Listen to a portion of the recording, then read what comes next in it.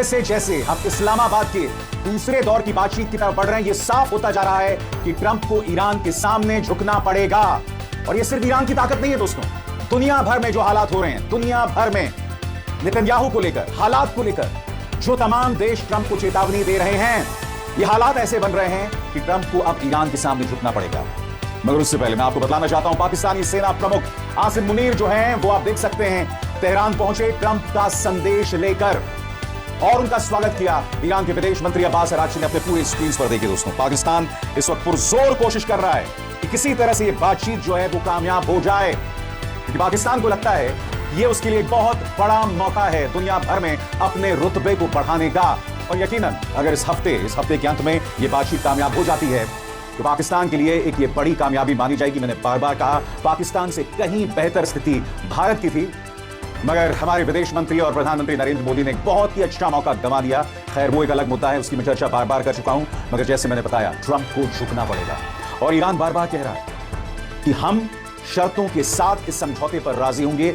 और अब से बस कुछ देर पहले वार्ता में शामिल ईरानी संसद के स्पीकर मोहम्मद गालिबाफ ने अपने ताजा बयान में, जो अब से कुछ घंटों पहले रात को दिया गया था, उसमें बताया है कि इस्राएल का जुल्म रुकना चाहिए और लेबनान पर किसी भी तरह की आक्रामक कार्रवाई नहीं होनी चाहिए। मोहम्मद गालिबाफ का बयान आपके स्क्रीन पर। वो कहते हैं, लेबनान में एक पूरी और मजबूत सीज फायर का बनना हिजबुल्लाह की जबरदस्त प्रतिरोध और उनके डटे रहने वाली लड़ाई और रेजिस्टेंस एक्सिस की एकता का नतीजा होगी। अमेरिका को इस समझौते का पालन करना चाहिए। रेजिस्टेंस और ईरान एक ही है, चाहे युद्ध हो या सीज फायर। अमेरिका को इस्राइल फर्स्ट वाली गलती से पीछे हटना चाहिए।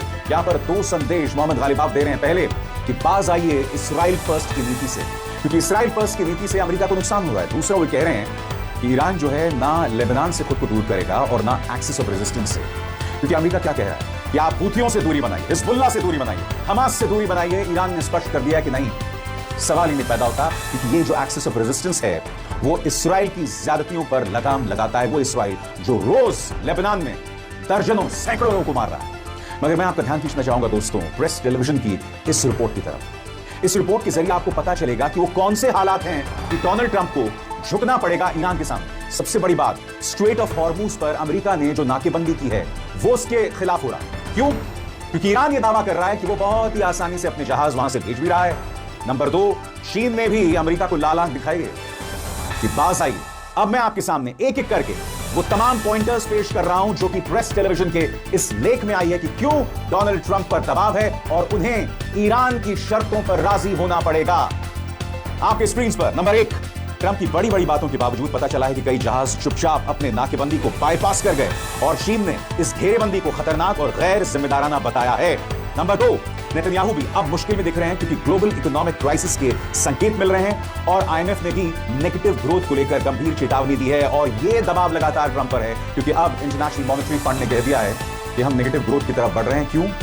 क्योंकि ट्रंप की नेतन्याहू के प्रति जो मोहब्बत है वो दुनिया को बर्बाद कर रही है। आगे पॉइंट नंबर 3, इस बिना उकसावे और गैर कानूनी युद्ध को शुरू करने वाले नेतन्याहू को भी एहसास है कि उनके कदमों से अगर ग्लोबल मंदी आती है और ट्रंप को ही इसमें खींच दिया गया तो उसकी जिम्मेदारी उनकी सरकार पर ही आएगी। और ट्रंप को चिंता मध्यावधि चुनावों को लेकर है। नवंबर में जो मिड टर्म इलेक्शंस हैं, ट्रंप कोशिश कर रहे हैं कि ये जो बातचीत इस्लामाबाद में हो रही है उसे एक बहुत बड़े डील के तौर पर पेश किया जाए।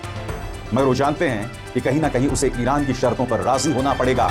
इसके बाद एक और अहम बिंदु आपकी स्क्रीन पर, वेस्टर्न इकोनॉमिक्स में जो चिंता बढ़ रही है वो सप्लाई चेन पर दबाव की तरफ इशारा कर रही है। ट्रंप की जल्दबाजी और गलत फैसला लेने वाली सैन्य नाकेबंदी जो ईरान को सजा देने के नाम पर की गई थी, इंटरनेशनल कम्युनिटी को ग्लोबल फूड क्राइसिस के खतरे में डाल रही है। ऐसा यूएन के फूड एंड एग्रीकल्चर ऑर्गेनाइजेशन के चीफ इकोनॉमिस्ट ने सोमवार को दी है।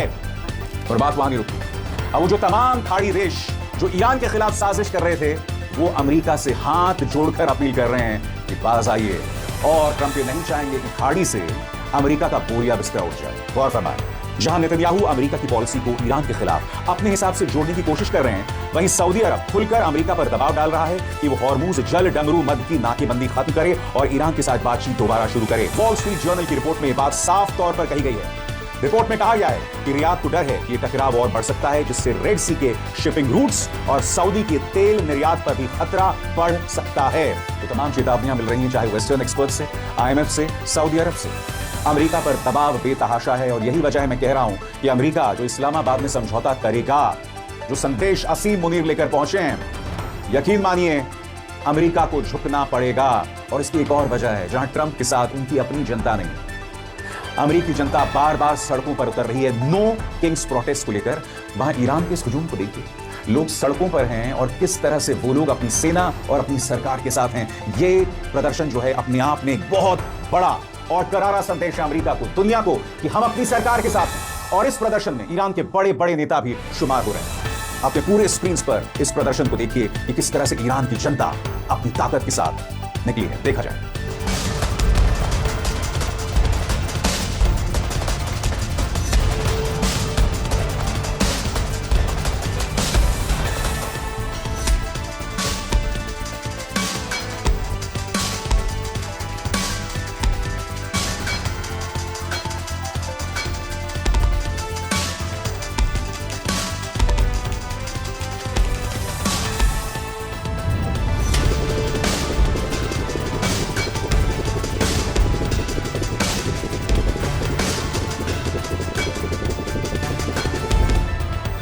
इस बीच अब मैं आपके सामने त्वरित अंदाज में बताना चाहता हूं कि आखिर क्या है पाकिस्तानी सेना प्रमुख असीम मुनीर की तेहरान यात्रा के मायने और किस तरह से पाकिस्तान ग्लोबल आउटरीच, क्योंकि एक तरफ असीम मुनीर जो हैं वो तेहरान गए हैं, शहबाज शरीफ ने मध्य पूर्व का रुख किया है। क्या खबरें आ रही हैं आपकी स्क्रीन पर? सबसे पहले Pakistani army chief in Tehran to advance next round of US Iran talks, यानी असीम मुनीर जो हैं वो अमेरिका का संदेश लेकर पहुंच गए हैं। पाकिस्तानी सेना प्रमुख एक मैसेंजर बॉय बने।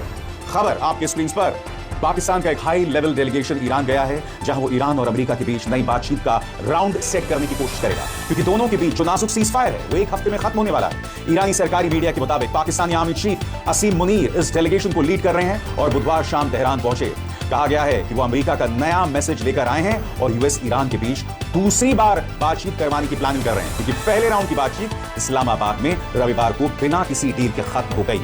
और सिर्फ असीम मुनीर नहीं पहुंचे हैं तेहरान, पाकिस्तान के अलग अलग मंत्री, खुद पाकिस्तानी प्रधानमंत्री शहबाज शरीफ मध्य पूर्व का रुख कर रहे हैं। और किस तरह की डिप्लोमैटिक ब्लिट्जक्रीग पाकिस्तान के लेवल पर हो रही है आपकी स्क्रीन पर।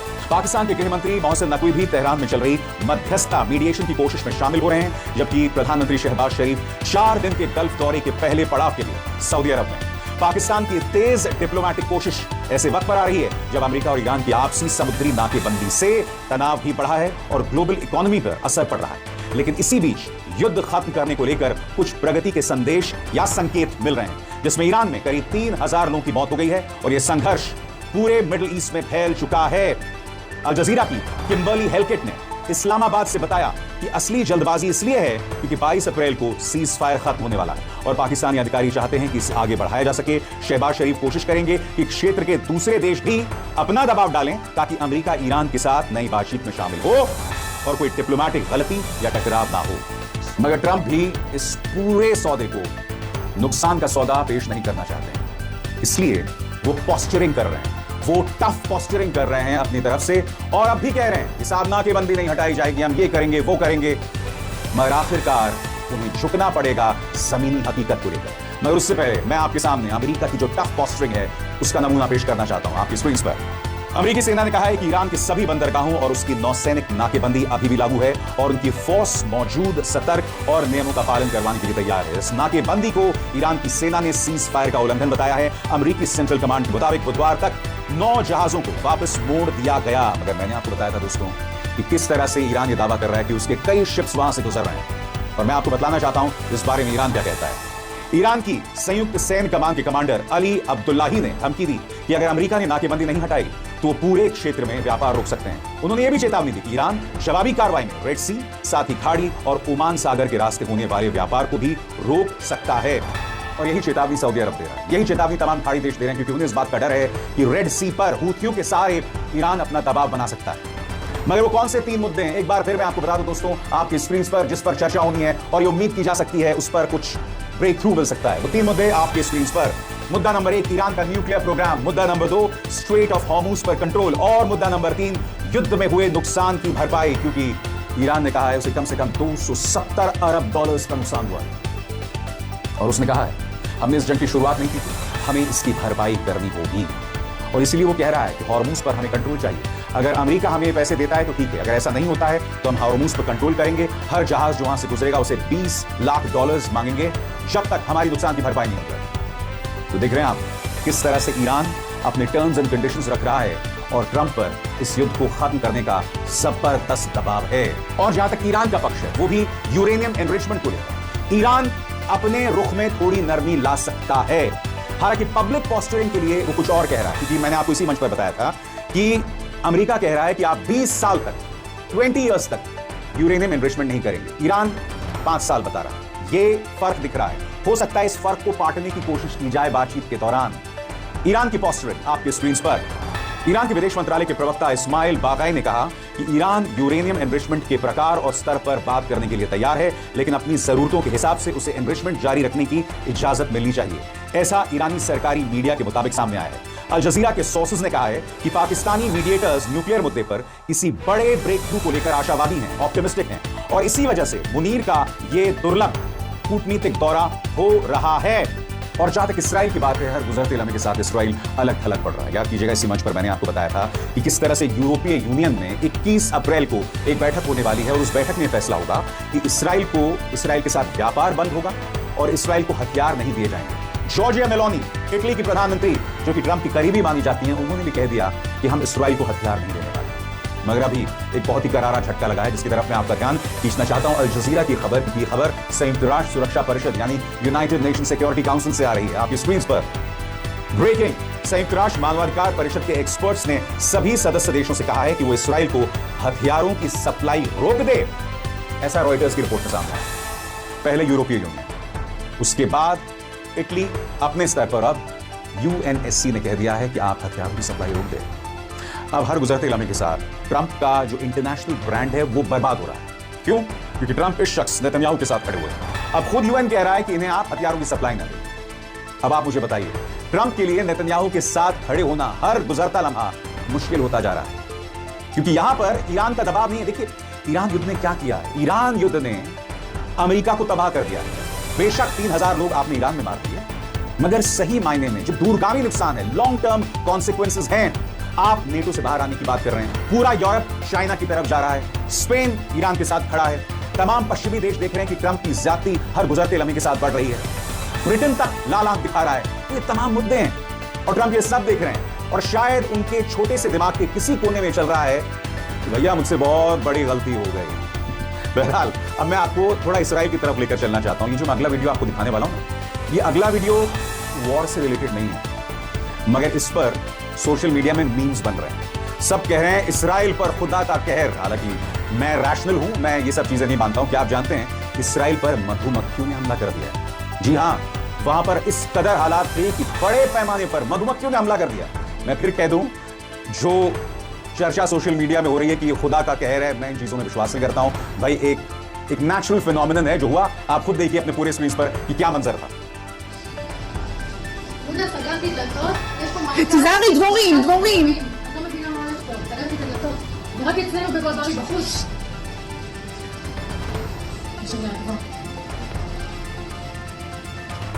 तो हर तरफ से इसराइल घिरा हुआ है, और प्रेस टेलीविजन की इस रिपोर्ट पर देखिए जो कहता है Bank of Israel says Netanyahu's war cost to reach 112 billion in 2026। सरल शब्दों में कहा जाए, नेतन्याहू ने जो इस युद्ध की शुरुआत की है, देश को करीब 112 अरब डॉलर्स का नुकसान होगा। दोस्तों, इसमें तो राय नहीं है कि नेतन्याहू लगातार जुल्म की तमाम हदों को पार कर रहे हैं। क्यों? क्योंकि ये व्यक्ति जेल जाने से बचना चाहता है। पहले गजा में जुल्म किया, 70,000 लोगों को मार दिया। उसके बाद अब लेबनान में जुल्म कर रहे हैं। ईरान पर युद्ध छेड़ने की कोशिश की, मगर हो ये रहा है कि इसराइल अंदर से खोखला हो रहा है। इसराइल एक जबरदस्त आर्थिक संकट की तरफ बढ़ रहा है। जब ये सब शांत होगा, तब इसराइल को सही मायनों में बड़ी चुनौतियों का सामना करना पड़ेगा। वो एक ऐसा दौर होगा जब अमेरिका भी एक जबरदस्त इकोनॉमिक क्राइसिस से गुजर रहा होगा, और तब ये दोनों सुपर पावर्स अपने आप को बहुत मुश्किल में पाने वाले हैं, अकेला पाने वाले हैं। क्यों? क्योंकि नेतन्याहू के साथ अब ना यूएन जुड़ना चाहता है, ना यूरोप जुड़ना चाहता है। यूरोप ट्रंप से दूरी बना रहा है, और ट्रंप को अभी 2-3 साल और हैं।